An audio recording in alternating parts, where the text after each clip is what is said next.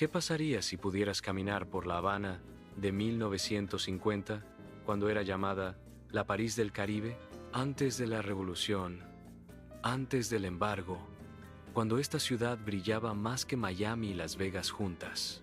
Hoy voy a mostrarte algo que nadie ha visto en 75 años. Y créeme, lo que descubrí sobre esta época te va a sorprender. Pero primero, ¿sabías que La Habana tenía más Cadillacs per cápita que Nueva York? Aquí está el problema. La Habana de 1950 prácticamente ha desaparecido, no solo físicamente, sino de nuestra memoria colectiva. La mayoría de la gente solo conoce Cuba post-revolucionaria, pero hubo una época, un momento mágico entre 1945 y 1958, donde esta ciudad fue literalmente el patio de juegos del mundo. Frank Sinatra la visitaba cada mes. Ernest Hemingway escribió aquí sus mejores obras. Marlon Brando aprendió a bailar mambo en sus clubes. Y lo más increíble, en 1958, La Habana tenía más turistas que toda España. Pero hay algo sobre esta época que los libros de historia nunca te cuentan. Algo que solo descubrí al reconstruir digitalmente estas calles. Y te lo voy a revelar al final de este video. Comencemos nuestro viaje aquí, en el malecón. Pero no el malecón que conoces hoy, sino el de 1950. Usando inteligencia artificial, he reconstruido cada detalle a partir de fotografías de la época, películas antiguas y testimonios de quienes lo vivieron. Mira esto. El malecón, en 1950, era una avenida de 8 kilómetros donde desfilaban los Cadillacs, Buicks y Lincolns más lujosos del mundo. Aquí no había coches soviéticos. Aquí había más automóviles estadounidenses de lujo que en Beverly Hills. Las familias paseaban al atardecer, las parejas se besaban contra el muro mientras las olas rompían. Los pescadores lanzaban sus redes. Y de fondo, siempre de fondo, sonaba música. Mambo, cha-cha-cha, son cubano. Pero ¿quién realmente controlaba todo esto? La respuesta te va a incomodar. Espera a que lleguemos al Hotel Nacional. Ahora vamos a La Habana Vieja. Y aquí es donde la reconstrucción con IA se vuelve fascinante, porque tenemos que imaginar edificios que hoy están en ruinas, pero que en 1950 eran palacios funcionales. Mira esta plaza de armas. En 1950, los edificios coloniales del siglo XVIII todavía lucían sus colores originales: azules intensos, amarillos vibrantes, verdes esmeralda. No el gris desgastado que vemos hoy. Los balcones de hierro forjado, importados de España, brillaban recién pintados. Las fuentes funcionaban. Las calles estaban limpias. Vendedores ambulantes ofrecían frutas tropicales, mangos, guayabas, mamey. El olor, imagina el olor: café cubano recién hecho, tabaco de las cigarrerías, jazmín de los jardines y siempre, siempre el salitre del mar. Aquí está el Capitolio Nacional. ¿Sabías que es más alto que el Capitolio de Washington? Los cubanos lo construyeron así a propósito en 1929. Era un símbolo de ambición nacional. En 1950, este edificio representaba algo más que política. Representaba la aspiración de Cuba de ser una potencia caribeña, y durante un breve momento lo fue. Observa estas cifras. En 1958, La Habana tenía 135 salas de cine, más que cualquier ciudad latinoamericana, 200 70 clubes nocturnos, el consumo de carne per cápita más alto de América Latina, la tasa de alfabetización más alta del Caribe. Pero todo este lujo escondía una oscuridad que estaba a punto de explotar. Y tiene que ver con quién realmente mandaba en la ciudad. Y llegamos al corazón del asunto, el Hotel Nacional. Esta no es solo una reconstrucción arquitectónica, es una reconstrucción de poder. Diciembre de 1946. Este hotel fue sede de la famosa Conferencia de La Habana. ¿Sabes quiénes se reunieron aquí? Meyer Lansky, Lucky Luciano, Frank Costello, todos los jefes de la mafia estadounidense. En este hotel se dividió Cuba como si fuera un pastel. Casinos, hoteles, clubes nocturnos, prostitución, todo controlado por la mafia, con la bendición del gobierno de Batista. ¿Recuerdas que te pregunté quién realmente controlaba La Habana? No era el gobierno cubano, era la mafia estadounidense. La Habana era literalmente su ciudad.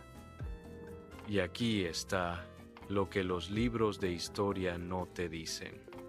El 30% de la economía cubana dependía del turismo mafioso.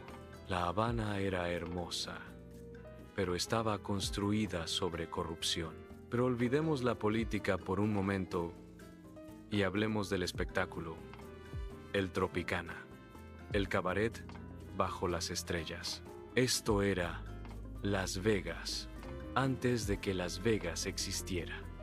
Imagina un escenario al aire libre rodeado de árboles tropicales, 200 bailarinas con plumas de avestruz y lentejuelas, orquestas de 30 músicos tocando mambo hasta el amanecer. Nat King Cole actuó aquí, Josephine Baker, Lee Verais. Y lo que hace esta reconstrucción con IA tan especial es que puedes ver los detalles que las fotos en blanco y negro nunca capturaron. Mira los colores de los trajes, el dorado brillante bajo las luces, el rojo intenso de las cortinas, el verde de la vegetación tropical iluminada artificialmente. Una entrada al Tropicana en 1950 costaba $5, pero incluía cena, bebidas ilimitadas y el mejor espectáculo del hemisferio occidental. Hoy, eso equivaldría a unos $60. Un precio ridículo para lo que obtenías. Ahora vamos al Vedado, el barrio más moderno de La Habana en 1950. Y aquí es donde la reconstrucción se vuelve personal. Estas mansiones Art Deco no eran solo casas, eran declaraciones arquitectónicas, curvas sensuales, colores pastel, jardines perfectamente cuidados. Desde el aire, el Vedado parecía Miami Beach, amplias avenidas arboladas, piscinas en cada casa, garajes con 2 o 3 coches estadounidenses. Aquí vivían los médicos, abogados, comerciantes exitosos. Muchos eran cubanos que habían estudiado en Estados Unidos y regresaban con ideas modernas. Querían que La Habana fuera la ciudad más cosmopolita de América Latina y casi lo logran. Pero aquí viene la parte que la mayoría de las reconstrucciones nostálgicas ignoran y es importante que la veamos. A 3 kilómetros del Vedado, en barrios como Jesús María y Cerro, había otra Habana, la Habana que no salía en las postales. Casas de madera con techos de zinc, sin agua corriente, sin electricidad confiable. Familias de 8 personas viviendo en 2 habitaciones. Y aquí están los números que contradicen la postal perfecta. 40% de la población rural vivía en bohíos sin servicios básicos.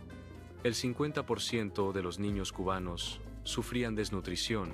El ingreso promedio de un trabajador agrícola era $91 al año. ¿Recuerdas que te dije que descubrí algo que los libros de historia no cuentan? Es esto, La Habana de 1950 no era una ciudad. Eran dos ciudades completamente diferentes compartiendo el mismo espacio. Una ciudad para turistas y élites, donde fluía el champán francés. Otra ciudad para cubanos comunes, donde a veces no había ni agua potable. Esta contradicción, esta desigualdad brutal, es lo que finalmente hizo inevitable lo que vino después. Entonces, ¿por qué reconstruir digitalmente La Habana de 1950? ¿Por qué pasar meses procesando imágenes con inteligencia artificial para recrear una ciudad que ya no existe? Porque necesitamos entender que la historia no es blanco y negro. La Habana de 1950 fue simultáneamente un paraíso y un infierno. Fue el pico de la elegancia caribeña y el abismo de la desigualdad social. No podemos entender la Revolución Cubana de 1959 sin entender esta contradicción. No podemos entender por qué Fidel Castro tuvo tanto apoyo popular sin ver estas dos Habanas. Y tampoco podemos idealizar románticamente una época que, por muy hermosa que fuera para algunos, era insostenible. Hoy, 75 años después, La Habana existe en un limbo temporal. Los edificios de 1950 todavía están ahí, pero congelados en el tiempo. Muchos están deteriorados. Algunos están cayendo literalmente a pedazos. Estas reconstrucciones con IA no son solo nostalgia, son un recordatorio de lo que se construyó, lo que se perdió y lo que nunca debió ser. La Habana de 1950 nos enseña que el desarrollo económico sin justicia social es una bomba de tiempo, que la belleza arquitectónica sin dignidad humana es una ilusión, que puedes tener los mejores coches, los mejores hoteles, los mejores espectáculos, y aún así estar al borde del colapso. La inteligencia artificial me permitió caminar por calles que desaparecieron hace décadas, ver colores que se desvanecieron, escuchar ecos de una música que dejó de sonar. Pero lo más importante que encontré no fue la belleza perdida, sino la lección que nunca aprendimos. La Habana de 1950 no cayó por ser pobre, cayó por ser demasiado desigual. Y esa lección sigue siendo relevante hoy, en cualquier ciudad, en cualquier país del mundo. Si quieres que reconstruya otra ciudad perdida en el tiempo, déjame tu sugerencia en los comentarios. Buenos Aires en los años 30, Beirut antes de la Guerra Civil, Saigón en los años 60. El pasado está esperando ser redescubierto. Nos vemos en el próximo viaje temporal.